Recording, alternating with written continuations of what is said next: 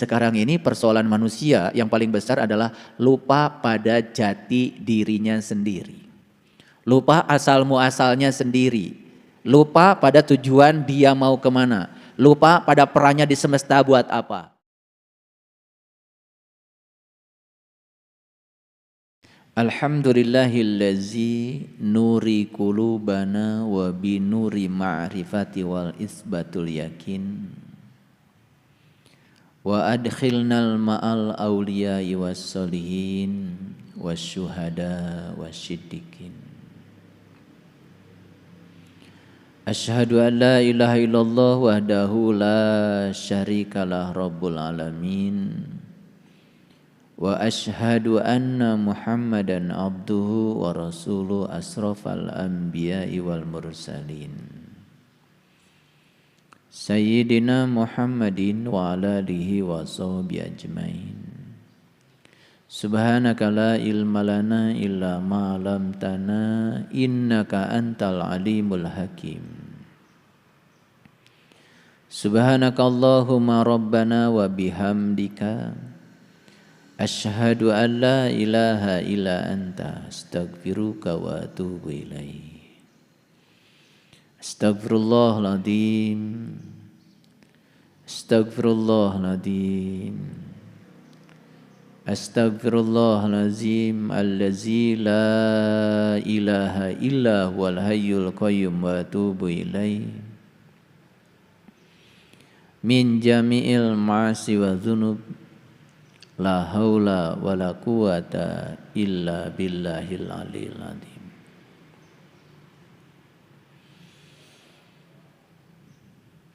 Kita diutus ke semesta raya ini dibungkus dengan tubuh jasmani.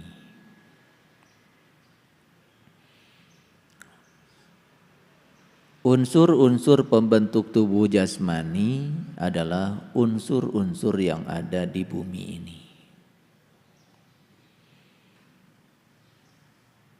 Aslinya kita ini adalah makhluk cahaya. Aslinya kita ini adalah makhluk spiritual. Asal kita itu dari akhirat dan diutuslah kita ke dunia ini. Jadi akhirat itu bahasa Arab artinya adalah terminal akhir sekaligus juga terminal awal kita. Kita asal dari Allah dan akan kembali kepada Allah. Jadi terminal awal kita Allah, terminal akhir juga Allah. Kalau begitu akhirat ya Allah itu sendiri.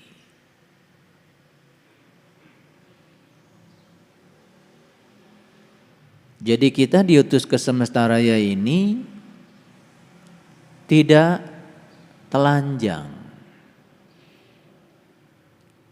Tidak sebagai makhluk spiritual saja. Tidak sebagai makhluk cahaya saja, dibungkus dengan tubuh yang terbuat dari unsur-unsur yang berasal dari bumi, karena memang tugas utama kita di sini adalah membangun peradaban di bumi. Jadi jangan suka mencibir sama orang-orang yang punya semangat membangun dunia ini dengan mengatakan, wah, dia itu dunia banget. Dan kita selama ini terjebak mengatakan orang soleh itu adalah orang yang meninggalkan dunia. Yang menghabiskan seluruh waktu dan hidupnya seakan-akan untuk urusan akhirat. Padahal sesungguhnya tugas kita yang utama adalah bangunlah dunia ini dengan membawa nilai-nilai luhur yang dibekalkan dalam ruh kita. Nilai-nilai luhur yang dibekalkan dalam jiwa kita. Karena ruhku yang ditiupkan ke dalam diri kita adalah bagian dari dirinya. Dalam ruhku itu melekat ada zat, ada sifat, ada kreativitas, juga ada asma. Jadi semuanya lengkap di situ. Itulah bekal kita. Jadi dua bekal kita yang utama, bekal yang pertama adalah nilai-nilai keilahian yang harus diwujudkan menjadi nilai-nilai kemanusiaan. Dan bekal yang kedua, kita dikasih tubuh untuk berkarya sebagai kendaraan kita di semesta raya ini. Itu sebabnya setelah selesai kita berkarya di sini, ya, sang ruhku yang ditiupkan itu, ya, tidak akan tinggal di sini lagi. Tepat pada saat tubuh ini sudah tidak layak pakai lagi untuk meneruskan perjalanan di semesta raya ini. Jadi siapa orang yang sukses di semesta ini adalah mereka yang telah berhasil menjadi manusia paripurna. Siapa manusia paripurna itu? Manusia paripurna dirumuskan dalam kearifan lokalnya orang Jawa Barat dengan 6 terminologi lokalnya orang Jawa Barat. Yang pertama, manusia paripurna itu yang sudah berhasil nulung kanu butuh. Ada yang butuh ilmu, ada yang butuh layanan kesehatan, ada yang butuh layanan teknologi informasi, ada yang butuh layanan psikologi, ada yang butuh layanan fotografi, ada yang butuh layanan spiritual. Silahkan. Nulung kanu butuh, awas. Bukan berarti orang yang butuh itu orang yang susah. Karena di semesta ini kita saling membutuhkan. Kita membangun rumah harus ada toko material. Setelah selesai bikin rumah harus ada toko furniture. Meletakkan kursi supaya nyaman, kelihatan bagus, harus ada ahli tata ruang. Supaya baju kita bagus, kelihatannya keren, harus ada ahli tata busana. Banyak sekali peran-peran di semesta ini. Dan siapapun yang berperan di semesta raya ini, dia sudah menunaikan tugas kemanusiaan di semesta raya ini. Itu nulung kanu butuh. Silahkan kita mau berprofesi sebagai apa. Sekecil apapun peran kita di semesta ini akan menjadi peran yang mengagumkan kalau itu dibangun dari keikhlasan hati. Makanya ada orang yang bekerja keras, kerjanya pakai otot, hasilnya pas. Hari ini kerja, hari ini habis. Besok belum tentu punya rezeki lagi kalau nggak kerja. Padahal ada waktu di mana kita ini suatu saat tidak bisa bekerja lagi, tapi tetap butuh uang, bukan? Nah, orang yang berpikir cerdas mulai naik dari bekerja keras pakai otot, naik ke tingkat bekerja cerdas pakai intelek. Tapi hasilnya juga tidak akan jauh dari pas. Nah, orang yang lebih keren lagi, dia bekerja mengakses sesuatu yang tanpa batas di kehidupan ini. Namanya bekerja ikhlas. Hasilnya tanpa batas. Dengan apa kerjanya? Dengan spiritual. Membuka jalan-jalan baru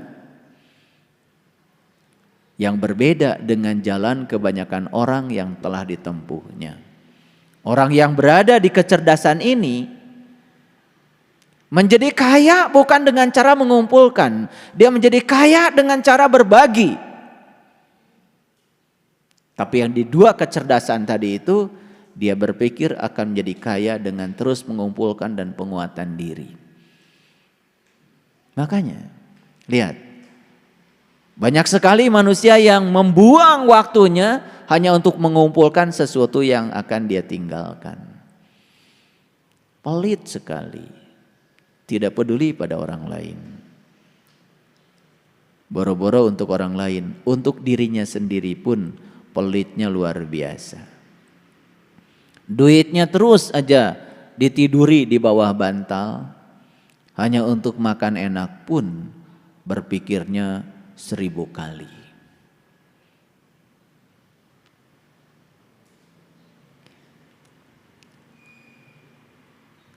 Yang kedua, manusia paripurna itu adalah nalang kanu susah.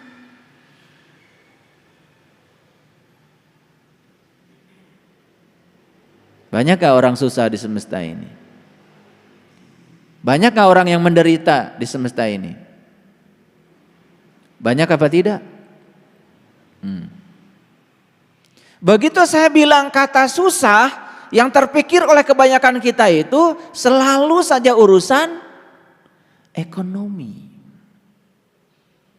Padahal banyak orang susah di semesta ini, ekonominya luar biasa, berlimpah. Tapi susah.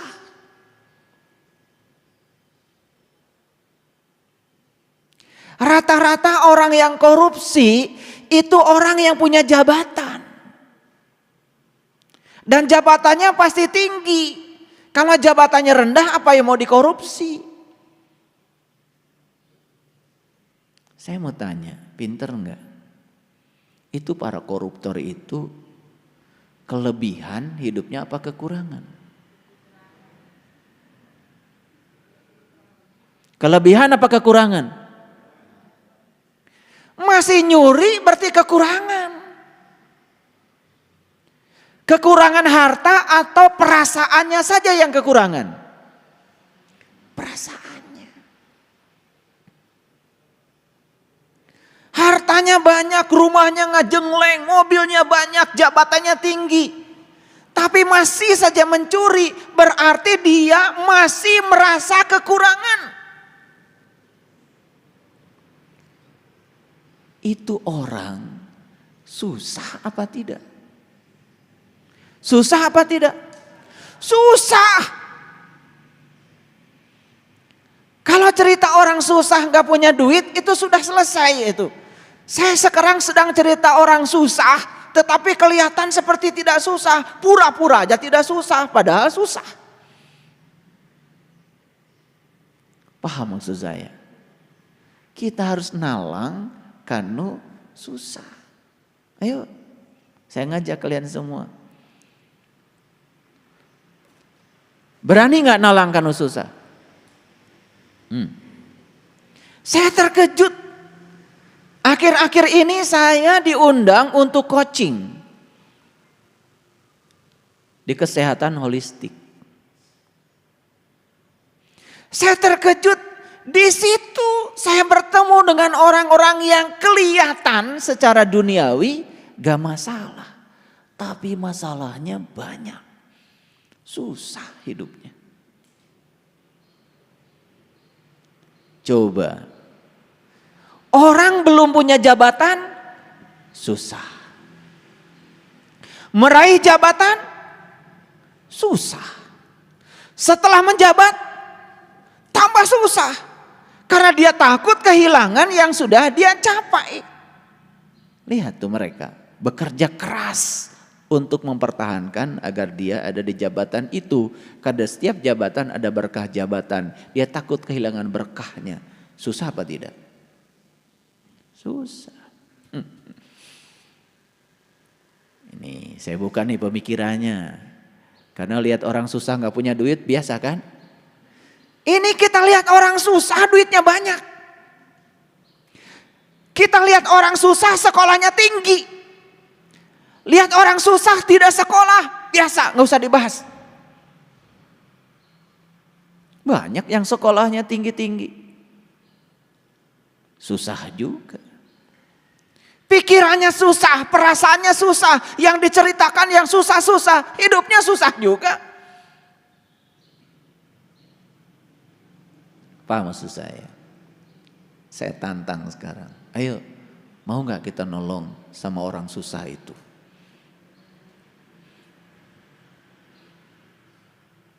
Ini pertolongannya luar biasa. Karena tidak cukup disantuni. Tidak cukup dikasih sumbangan. Harus dibereskan jiwanya, dibereskan pikirannya. Baru benar tuh hidupnya. Ayo, mau? Makanya saya dulu buka bengkel, sukses saya buka bengkel. Bengkel mobil. Saya mikir, kalau saya ngurusi bengkel mobil, mau sampai kapan? Dan yang punya bengkel mobil banyak. Maka saya bikin bengkel jelema. Karena yang ini hampir tidak ada saingan. Makanya mulai bengkel saya sekarang didatangi banyak orang. Ya, yang rusak jiwanya, yang rusak pikirannya, rusak hubungan sosialnya, ambruk tubuhnya, mulai itu. Ini dalam rangka menjadi manusia paripurna. Yang ketiga adalah ngahudangkeun kanu sare. Membangunkan orang yang tidur. Orang yang tidur malam sedang istirahat, biarkan aja, nggak usah dibangunkan. Yang harus dibangunkan oleh kita yang sudah bangun tapi sare. Kelihatannya saja sudah bangun, tetapi dia masih tidur. Banyak yang kayak gitu. Nah ini pekerjaannya luar biasa. Membangunkan orang yang tidur biasa gampang. Pakai air segelas aja udah bangun. Tawarin kopi apalagi. Gampang. Tetapi membangunkan orang yang merasa seakan-akan sudah bangun. Padahal dia masih tidur. Dia tidak tahu. Tapi dia tidak tahu bahwa dia tidak tahu. Sok tahu. Kalau ngomong seperti orang yang tahu. Padahal dia tidak tahu. Cuman dia tidak tahu bahwa dia tidak tahu. Eta sasaran kita itu. Kelihatan sibuk dari pagi sampai sore. Tapi sare. Apa yang tertidur? Kesadarannya. Makan gak sadar, jalan gak sadar, ngomong gak sadar, mikir gak sadar. Hanya menyadari napas saja yang ada di dalam dirinya. Sebagai sang jantung semesta yang memberikan kehidupan pada dirinya. Itu saja tidak disadari. Sibuk saja dalam proses mengejar dan terus mengejar. Diburu oleh waktu. Makanya mereka yang terus hidupnya diburu oleh waktu akan dilindas oleh roda zaman. Terus saja dilanda rasa tidak puas dalam hidupnya. Tidak pernah bersyukur. Kerjanya cuma meminta dan meminta. Dan orang yang masih meminta dan terus meminta itu tanda bahwa dirinya belum merasa diberi. Cuman karena memintanya habis sholat kan kelihatan soleh. Namanya doa.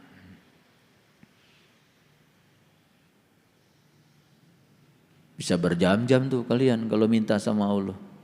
Dikiranya doa itu adalah permintaan. Padahal doa itu adalah ajakan, undangan.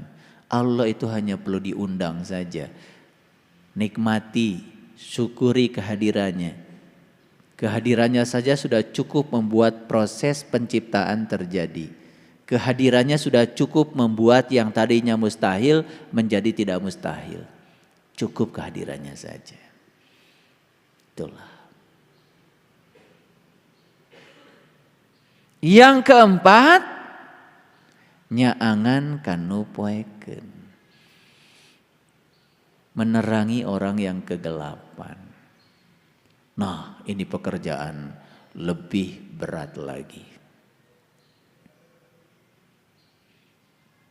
Orang yang merasa tinggal di tempat terang seperti ini banyak. Tapi orang yang kegelapan di tempat terang lebih banyak lagi.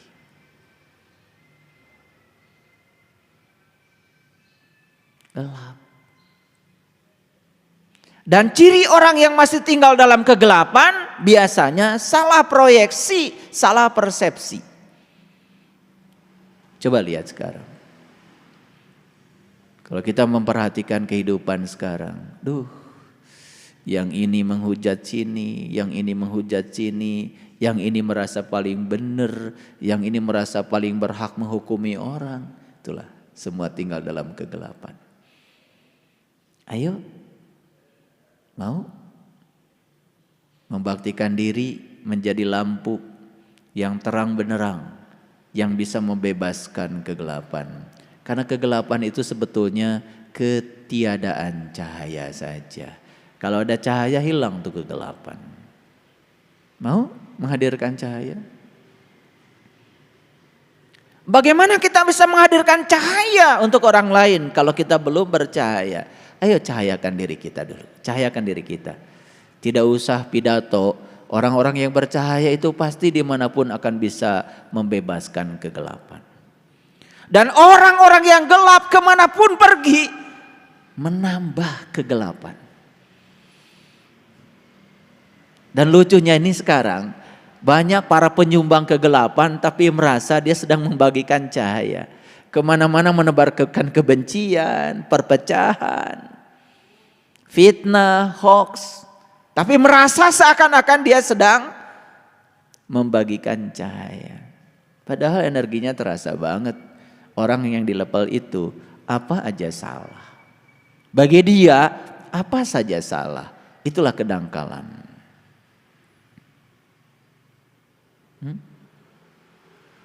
Yang kelima adalah nepakanu poho. Wah, ini kerjaan lebih berat lagi. Nepakanu poho itu berarti mengingatkan orang yang lupa. Lupa apa? Sekarang ini persoalan manusia yang paling besar adalah lupa pada jati dirinya sendiri.